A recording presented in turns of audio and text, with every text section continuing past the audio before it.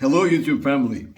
I want to talk about my anxiety story, my OCD story, how it all began, the first time I experienced it, and hopefully help you so you can relate. The first time I felt OCD and intense fear was when I was just 4 years old. I remember being intensely afraid of death, very compulsive. I just keep thinking and thinking about it.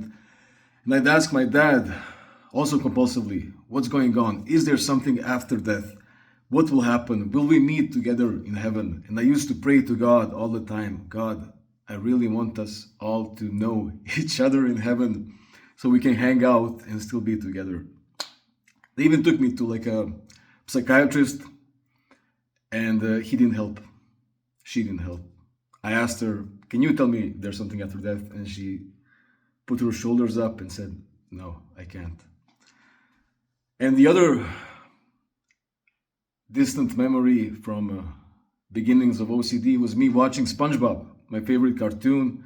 And before SpongeBob came on, I think it was 2 p.m., I had to go and wash my hands. I just had to go wash my hands, wash my face a little, pee, and prepare for SpongeBob. If I didn't do this and I'd see the cartoon, something wasn't right. So I really, really had to do this. And this ended. This lasted maybe for 1 or 2 years, and then I forgot about OCD. Puberty came, other emotions, sensations came, and I had some peace of mind. When I was 14, 13, I felt pretty good. There were other problems, but no intense anxiety, no obsessive thoughts, and nothing. Then adolescence came. We moved to Sweden, me and my family, and for the first time, I felt intense pain and fear again. I felt out of place. I started to dabble in drugs. I started to read compulsively again, if there's something after death. Read about existential thoughts, subjects, and this is when my spiritual journey also began. But this is for another time. And so time passed and things didn't get better. This was 2013, I was maybe 16 years old, and it got steadily worse until last year. So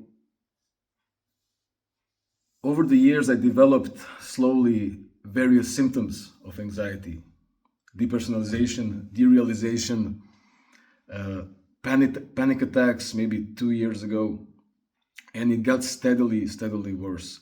I didn't know what was going on. I didn't know I had OCD. I thought I just had anxiety.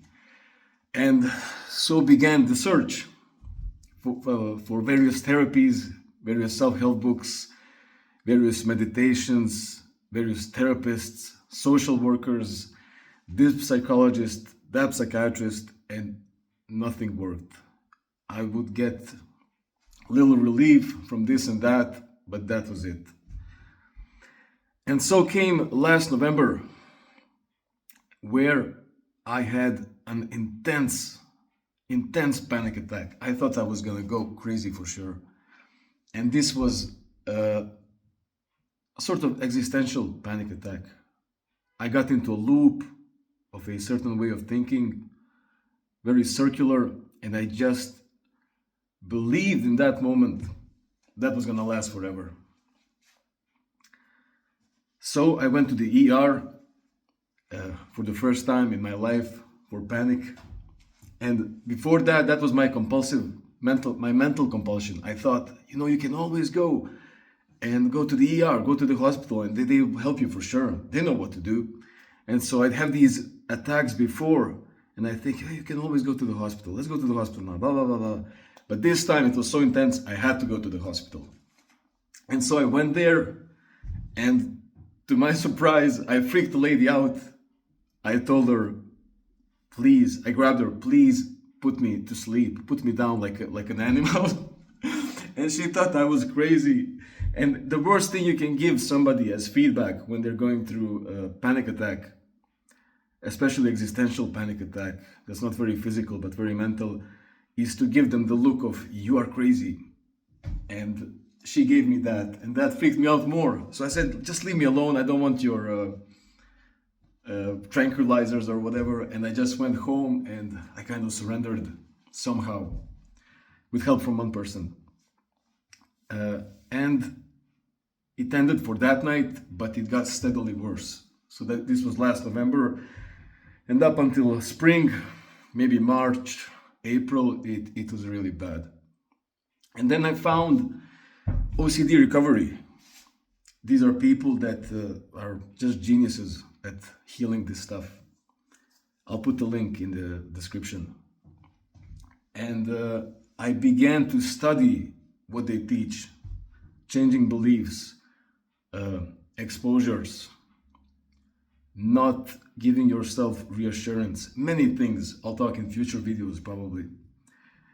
And I started to apply it, and it got worse before it got better. So I had a terrible summer where I can't even remember many things. And I was straight edge. I didn't do anything except the occasional tranquilizer just to help me through the night. And through all this time, I was doing the work, the belief work from Albert Ellis, reading the material I'm about to show you. And it got better and better and better.